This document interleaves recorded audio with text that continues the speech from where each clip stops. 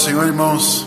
É muito bom a gente poder estar aqui na presença do Senhor mais uma vez, poder adorar esse Deus maravilhoso, declarar a santidade do Senhor, reconhecer a santidade do Senhor. É fato que Deus é santo, Deus é soberano e Ele é todo-poderoso, mas quando eu e você reconhecemos isso, quando eu e você entendemos isso, essa verdade entra no nosso coração e muda a nossa história. Nós somos participantes, então, da grandeza do Senhor ao reconhecermos a majestade dEle, ao reconhecermos que Ele é santo. Somos privilegiados porque hoje nós podemos nos prostrar diante dEle, podemos reconhecer a grandeza dEle, podemos declarar hoje, podemos declarar voluntariamente que Ele é o Deus Todo-Poderoso, que o nosso Senhor Jesus é o Salvador, que nós temos comunhão com Ele, fomos alcançados, afinal, pela graça, pelo favor dEle. Que essa verdade possa já tomar conta do seu coração nessa noite, esse nosso tempo aqui de adoração, um tempo para a gente poder falar com o Senhor, um tempo para a gente poder adorar, declarar o amor que a gente sente por Ele, esse amor que toma conta do nosso coração,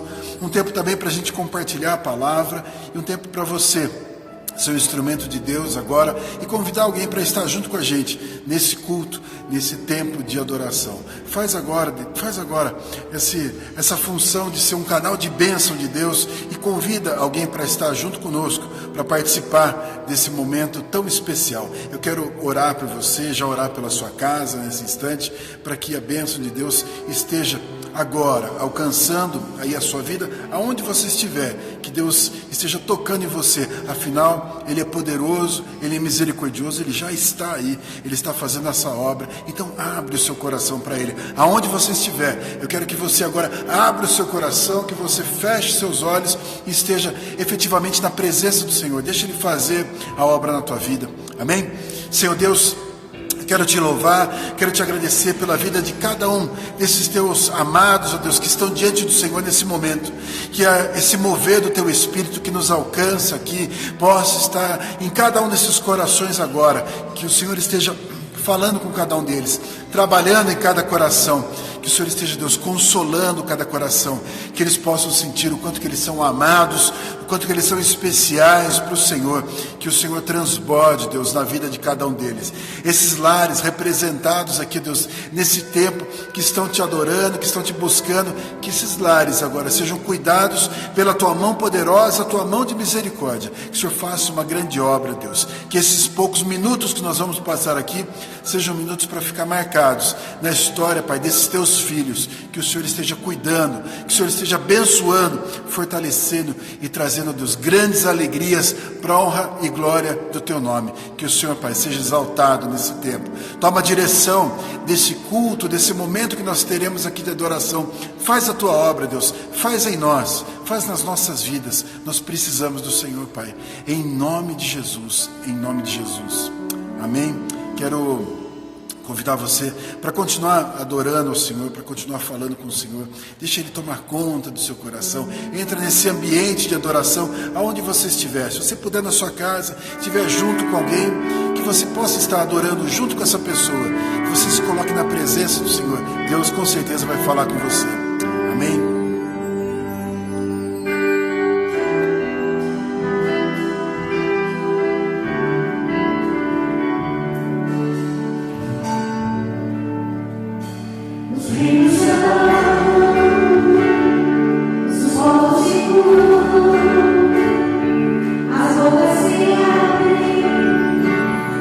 As mãos se levantam pra dizer que tu és o Rei.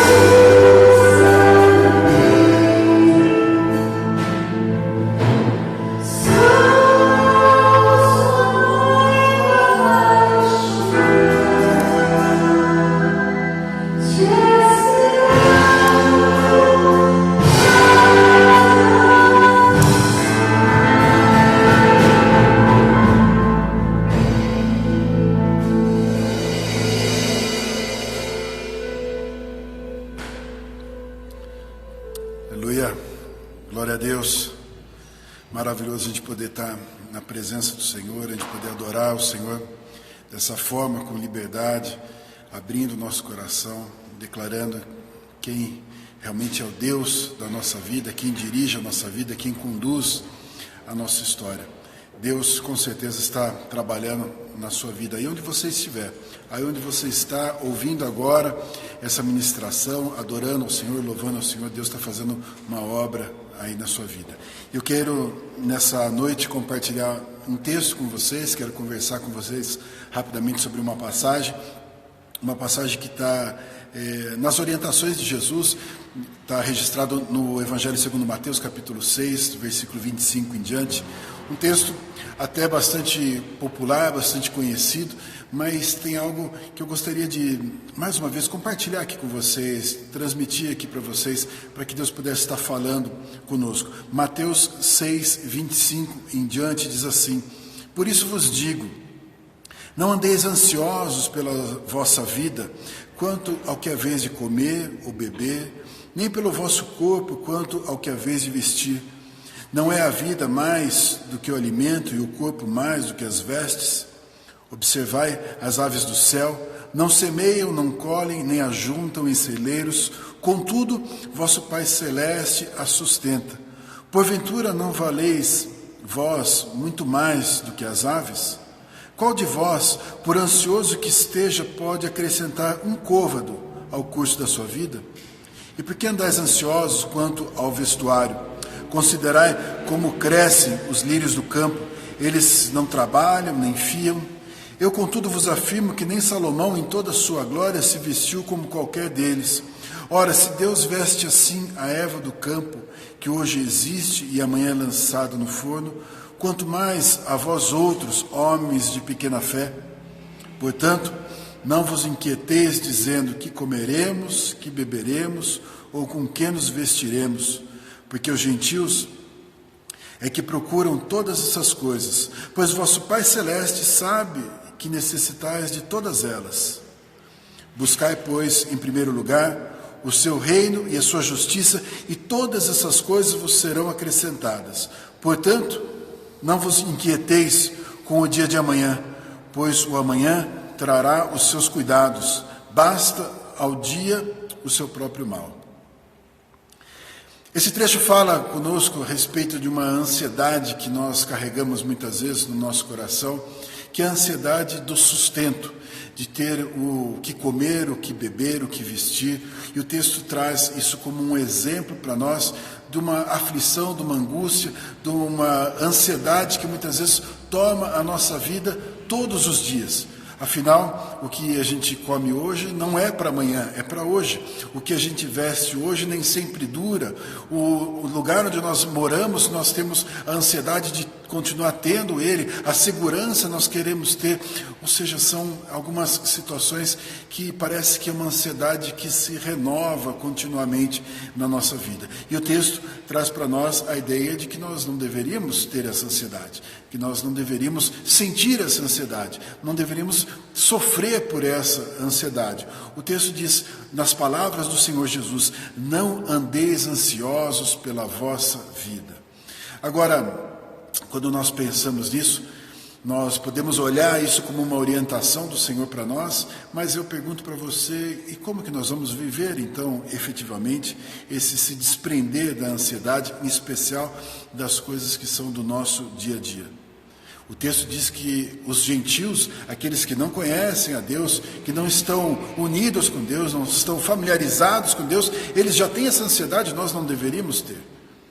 O texto nos convida a contemplar um pouco da criação de Deus, aquilo que Deus fez e o cuidado que Ele tem com cada um dos detalhes das coisas que Ele fez, seja da erva do campo, seja dos pássaros, toda a criação de Deus debaixo de um cuidado desse Deus que é todo poderoso.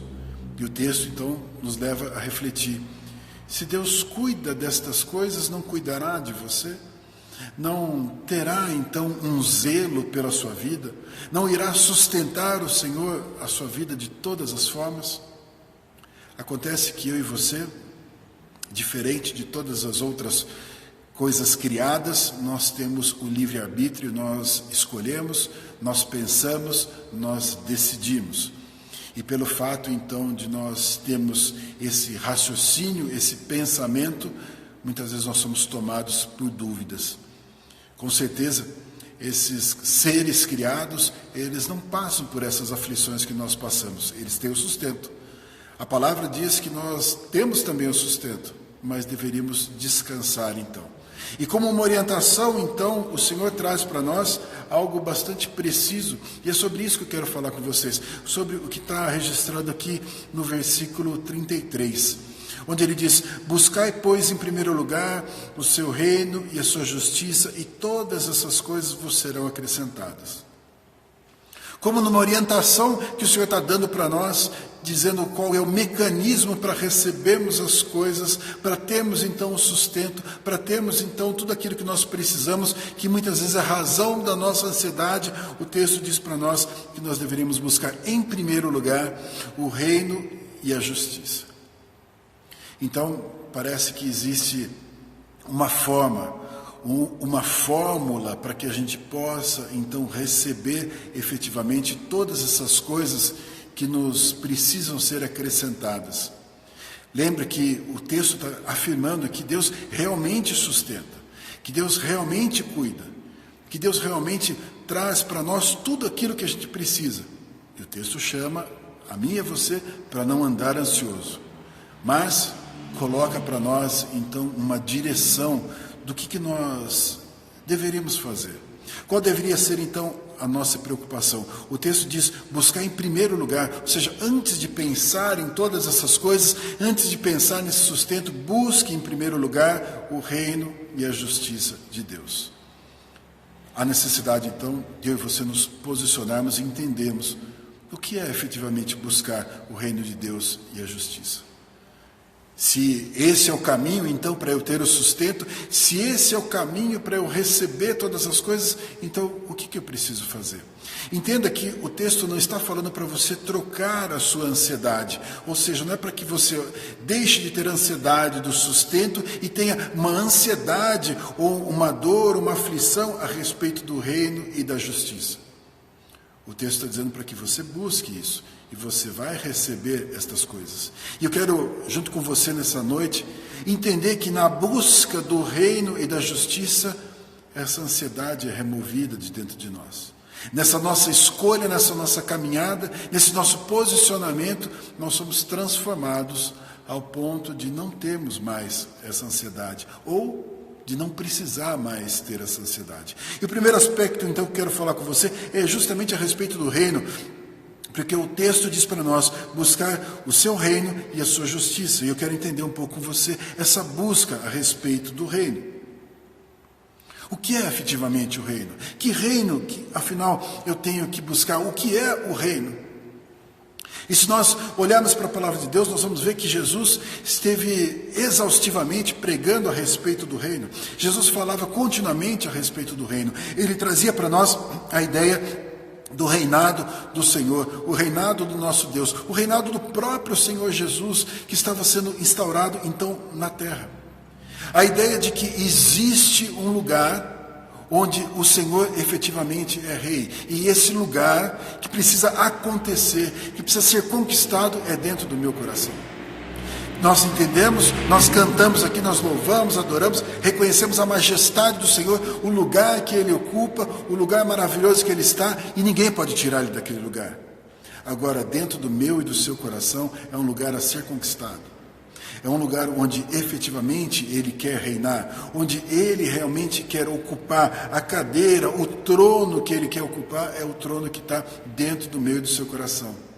Porque muitas vezes, até agora, quem sentou nesse trono fui eu e você. Nós muitas vezes ocupamos o lugar do nosso coração e nós estivemos reinando no nosso coração, reinando na nossa vida, reinando na nossa história, ditando todas as regras, e eu posso dizer que isso até é natural para nós. Nós somos instruídos a isso, a nos responsabilizarmos pela nossa vida, a tomarmos as direções, a tomarmos a rédea da nossa vida, a conduzir a nossa vida, então nós nos assentamos no trono. Ao buscar, então, em primeiro lugar, o reino de Deus a necessidade de eu sair desse trono e deixar o Senhor tomar conta. Onde Ele quer realmente reinar. Ao buscar o reino, eu estou buscando o reino em mim. Eu não estou buscando o reino num lugar lá fora. Eu estou buscando que o reino seja completado na minha vida. Afinal de contas, as aflições que eu tenho, as angústias, ou mesmo como diz o texto, a ansiedade pela minha vida, isso acontece dentro de mim. Então há de se entender que dentro de mim precisa ser instaurado esse reino. Jesus, quando ensina a gente a orar, Ele mostra um relacionamento dele com o Pai. Ele nos ensina a compreender como que é o relacionamento com o Pai. E Ele diz assim, está registrado em Mateus 6:9. Portanto, vós orarei assim: Pai nosso que estás no céu, santificado seja o teu nome, venha o teu reino, faça-se a tua vontade, assim na terra como no céu. O pão nosso de cada dia dá-nos hoje, e perdoa-nos as nossas dívidas, assim como nós temos perdoado aos nossos devedores. Não nos deixeis cair em tentação, mas livra-nos do mal, pois teu reino, o poder e a glória para sempre. Amém. Veja o que Jesus ensina para nós. Ele diz, quando você falar com o Pai, quando você for orar com o Pai, ore dessa forma: Pai nosso que estás no céu, santificado seja o teu nome, venha o teu reino, faça-se a tua vontade. Nós entendemos que no lugar onde Deus está, como diz aqui a própria oração, nos céus onde Deus está, a vontade de Deus não é questionada.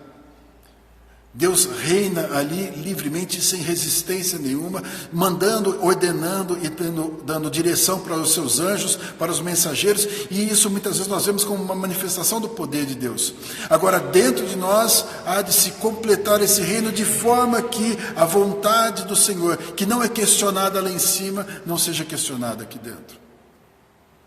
Ao buscar o reino, então, eu estou deixando o Senhor efetivamente se assentar no trono no meu coração. Entenda que Ele quer tomar conta da minha vida. Ele quer dirigir a minha vida. Ele quer trazer para mim e para você uma sensação de que Ele está realmente comandando todas as coisas. E se Ele estiver realmente nessa direção, não vai Ele suprir, então, todas as nossas necessidades? E não vai trazer para mim e para você a certeza de que Ele está suprindo todas as necessidades? A convicção de que Ele está fazendo isso? Acontece, como já dissemos aqui, que muitas vezes eu estou assentado nesse trono e eu tenho uma resistência de sair desse trono. Eu aceito Jesus como Salvador, reconheço Jesus como meu Salvador, mas tenho uma resistência de aceitar Jesus como meu Senhor. Uma resistência de deixar Ele realmente dominar, dirigir a minha vida.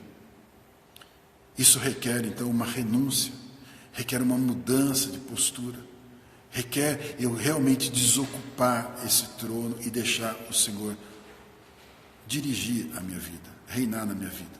Quando João Batista estava pregando no deserto, ele anunciava a vinda do reino. Diz assim a palavra de Deus, Mateus 3:1. Naqueles dias apareceu João Batista pregando no deserto da Judéia e dizia: arrependei-vos, porque está próximo o reino dos céus. Veja, ele falava sobre arrependimento e dizia: olha, se arrependa porque o reino está chegando, porque o reino está próximo. A palavra dele era uma palavra de arrependimento, onde as pessoas deveriam reconhecer as suas falhas, os seus erros e a sua postura equivocada. A sua postura onde eles eram o centro das coisas, onde eles estavam reinando e deviam então renunciar a isso para que o reino dos céus se cumprisse. Veja, a pregação de João Batista, ela era dirigida para públicos diferentes. E eu vou ler o texto aqui para que você possa entender o quanto que ele estava falando justamente do reino que deveria ser implementado no coração daquelas pessoas. Diz assim, Lucas 3:10. Então as multidões o interrogavam, dizendo: que havemos, pois, de fazer? Respondeu-lhes: quem tiver 2 túnicas, reparta com quem não tem, e quem tiver comida, faça o mesmo. Ele diz isso para quem? Para as multidões. Ao falar, ao se dirigir às multidões, ele traz essa orientação: olha, se você tiver 2 túnicas, reparta; se você tiver comida, faça o mesmo. Ou seja, divida, olhe agora para o próximo. Deixe de olhar para você e olhe para o próximo. E mais, ele diz aos publicanos, versículo 12: foram também publicanos para serem batizados e perguntaram: mestre, que havemos de fazer? Respondeu-lhes: não cobreis mais do que o estipulado. Não eram os publicanos aqueles que arrancavam o dinheiro dos outros? Aqueles que tiravam o dinheiro dos judeus? Qual era a orientação? Olha, agora, seja justo. Saia desse trono no seu coração. Deixa agora alguém que é justo entrar nesse trono. Deixa agora o Senhor sentar nesse trono e tomar conta. E ele dizia ainda aos soldados, diz no versículo 14, também soldados lhe perguntavam: e nós que faremos? E ele disse: a ninguém maltrateis, nem deis denúncia falsa, e contentai-vos com o vosso soldo. O que ele estava dizendo? Porque aqueles homens tinham uma dureza no coração, maltratavam os outros e tentavam ainda extorquir dinheiro das outras pessoas. Diz: olha, muda, se arrepende, muda o seu comportamento. Imagina um lugar onde todas as pessoas teriam um único coração, sendo reinado pelo Senhor. A palavra de Deus, quando diz que nós deveríamos nos encher do Espírito, porque aí não haveria contenda, traz para nós um cenário de paz, um cenário de tranquilidade, um cenário onde o Senhor está comandando, está dirigindo todas as coisas. O que o Senhor está dizendo para nós, ao nos orientar, buscar em primeiro lugar o reino, Ele está dizendo para que Ele possa efetivamente reinar em nós, para que Ele possa tomar conta da nossa vida, para que Ele possa dirigir a nossa vida, para que Ele possa então dar as ordens e assumir efetivamente as responsabilidades no nosso coração, assumir as responsabilidades na nossa história. Porque se eu e você andamos ansiosos pelas coisas da vida, é porque nós estamos assumindo a responsabilidade e o medo e o compromisso que depende de nós. Então nós precisamos fazer algo. Quando o Senhor reina, quando Ele toma conta do meio do seu coração, Ele diz: agora é por minha conta. Ele diz claramente: agora eu vou cuidar, agora eu vou fazer do meu jeito, agora eu vou administrar a sua vida. A responsabilidade é transferida ao Senhor, mas o reinado é transferido ao Senhor. Ele se assenta efetivamente no reino. E ainda diz o texto que nós lemos aqui no início, naquela orientação do Senhor Jesus: buscar em primeiro lugar o reino e a sua justiça. E eu quero entender então com você um pouco dessa justiça de Deus. Porque qual é o nosso conceito de justiça? Qual é o nosso conceito do que é justo, do que é certo? Como é falho o nosso conceito? Então nós podemos buscar uma justiça que não seja nossa, a justiça de Deus que é perfeita? Sim, nós podemos buscar. E ao buscar a justiça de Deus, o Senhor não estará nos sustentando, nos fortalecendo, porque nós estamos merecendo. Veja, a justiça de Deus, ela trabalha de uma forma diferente da nossa justiça. Para nós, então, se eu buscasse Deus, eu vou buscar alguém que vai me retribuir segundo as minhas obras, alguém que vai pagar segundo aquilo que eu estou fazendo, que vai me honrar porque eu realmente mereço. Não é essa a justiça de Deus. Romanos 3:21 diz assim: mas agora sem lei se manifestou a justiça de Deus, testemunhada pela lei e pelos profetas. Justiça de Deus mediante a fé em Jesus Cristo, para todos e sobre todos os que creem, porque não há distinção. Pois todos pecaram e carecem da glória de Deus, sendo justificados gratuitamente por sua graça, mediante a redenção que há em Cristo Jesus. Na justiça de Deus, Ele coloca todo mundo da mesma forma. E Ele faz na minha vida e na sua vida por misericórdia. Ou seja, a justiça de Deus, ela é diferente da justiça dos homens. Todos nós precisamos, todos nós somos carentes da graça, do favor de Deus. Nós somos impuros. Ou seja, se for por merecimento, nós não podemos alcançar nada. Se for pelos nossos erros, o salário do pecado é a morte. Então, o que nós podemos receber? Nós recebemos pela misericórdia Cristo que se entregou ali na cruz. A justiça de Deus é a justiça que estava sobre Cristo, vindo sobre nós. Nós somos justificados. Pela misericórdia, nós somos feitos filhos. E a partir do momento que nós somos feitos filhos, nós somos tratados de uma forma diferente. Nós somos cuidados de uma forma diferente. Nós somos sustentados de uma forma diferente. Então essa justiça não é a justiça segundo a minha ótica, mas é segundo Deus. Ao colocar todo mundo debaixo da necessidade da salvação e pelo mesmo caminho, através de Cristo Jesus, Deus efetivamente foi justo. Mas Ele não colocou todo mundo condenado, pelo contrário, Ele colocou a porta da salvação, a possibilidade da salvação, o caminho da salvação. E Ele colocou isso para todos. Qualquer um, em qualquer lugar, em qualquer momento, pode ter acesso a isso. Nós somos, então, chamados para ser filhos e justificados em Cristo Jesus. A misericórdia do Senhor é tremenda. Ou seja, quando o texto nos orienta a buscar a justiça de Deus, não é para eu reivindicar e achar que eu mereço alguma coisa, porque esse caminho é totalmente equivocado, mas é justamente a misericórdia do Senhor. A palavra ainda diz em Romanos 8:33, Paulo escrevendo aos Romanos: quem tentará acusação contra os eleitos de Deus? É Deus quem os justifica. Quem os condenará? É Cristo Jesus quem morreu, ou antes, quem ressuscitou, o qual está à direita de Deus e também intercede por nós. O texto diz claramente, é Deus quem nos justifica. Essa justiça faz com que eu e você sejamos filhos. Nós estamos debaixo da graça, debaixo do cuidado de Deus. Deus quer que eu e você estejamos dependendo dEle. Não que a gente esteja negociando com Ele, que a gente esteja dependendo dEle. Ele cuida de nós de todas as formas. E Ele quer que então eu e você, ao buscarmos em primeiro lugar o reino e a justiça, a gente sinta que efetivamente Ele está cuidando de nós. Ele realmente está nos sustentando. Quantas vezes eu e você passamos por momentos nessa caminhada com Cristo que nós estamos realmente angustiados? Até que nós estamos duvidosos. Nós podemos até dizer, mas eu tenho buscado o reino, eu tenho buscado que o Senhor reine na minha vida, que Ele dirija a minha vida, que Ele conduza a minha vida. Tenho buscado a misericórdia do Senhor, sei que é pela graça, mas quantas vezes eu e você, e eu vou usar uma palavra aqui para que você possa entender, quantas vezes eu e você somos tentados a ficar ansiosos. Porque isso é uma tentação.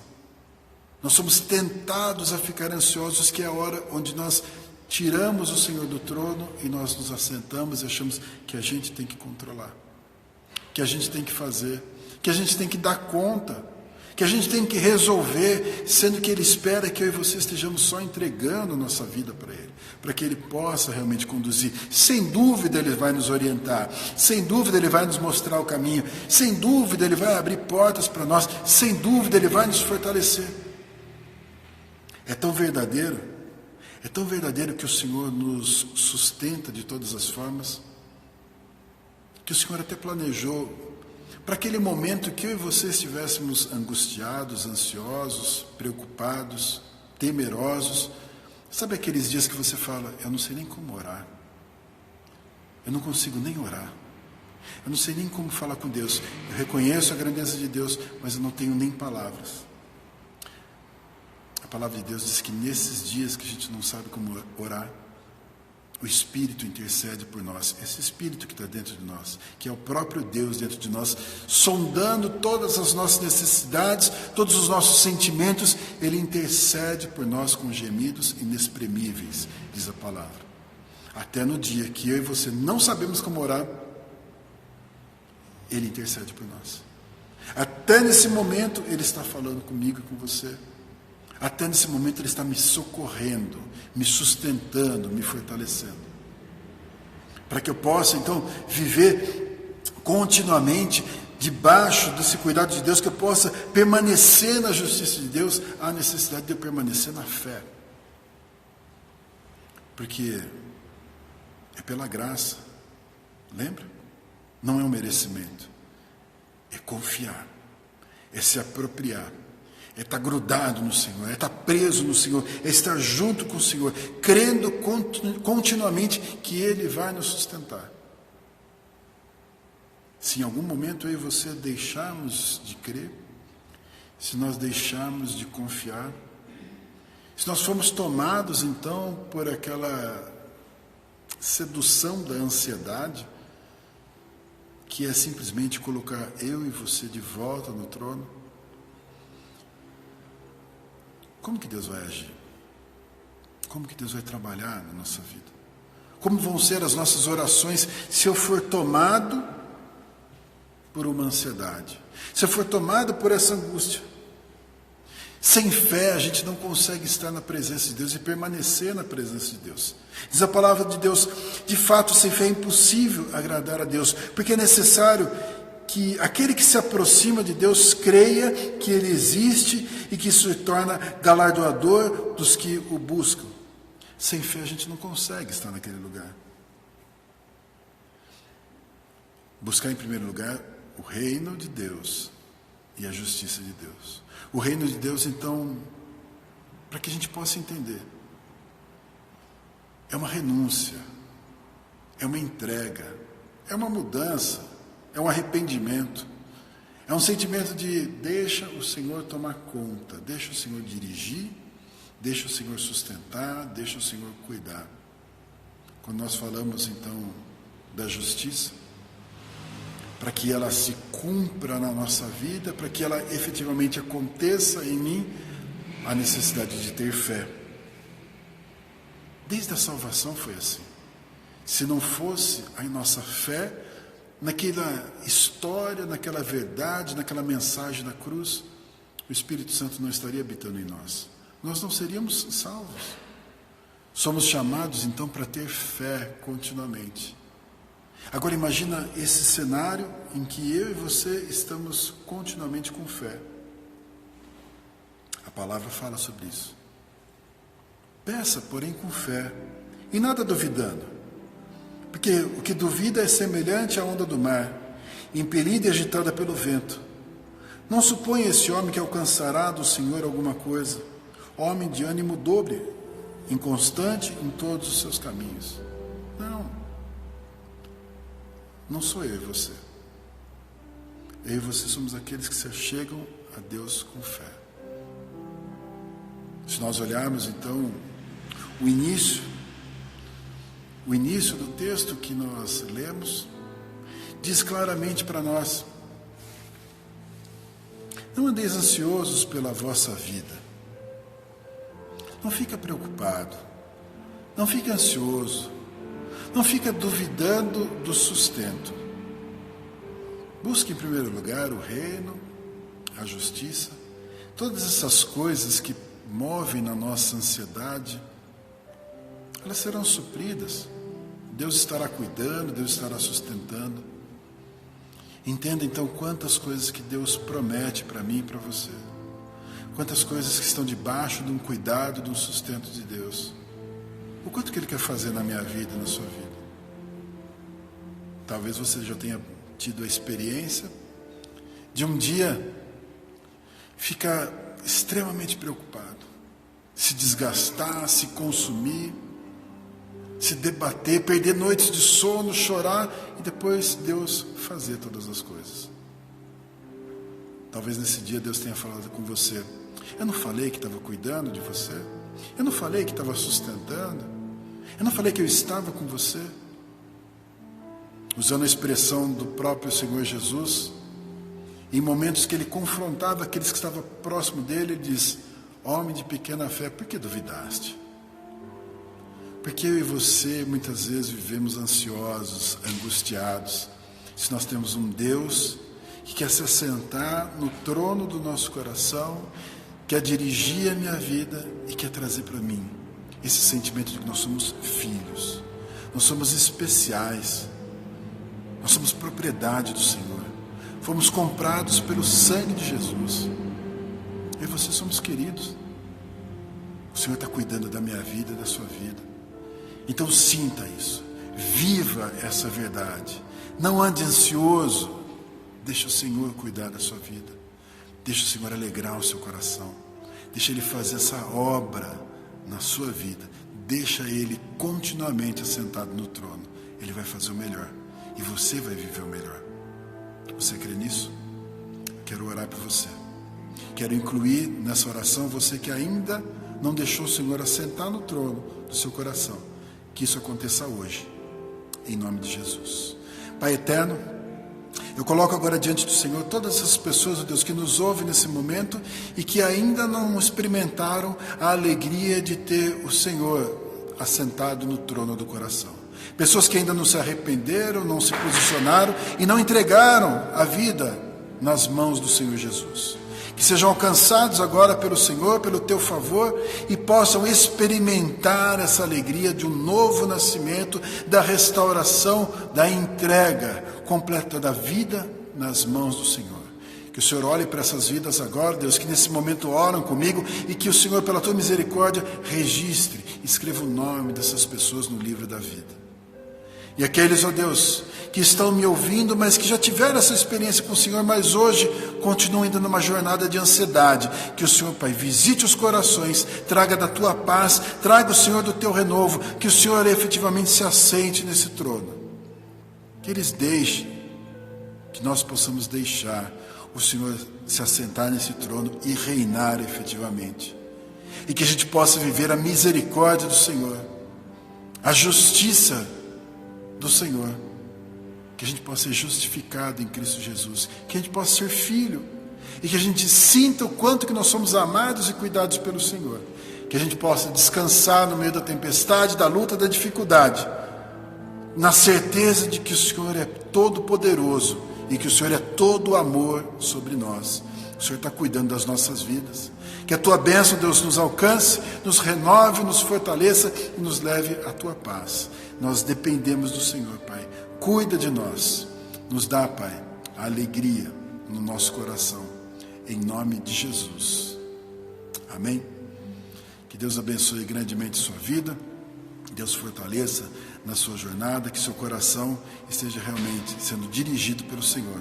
Ele tem o melhor para a sua vida. Deus abençoe em nome de Jesus.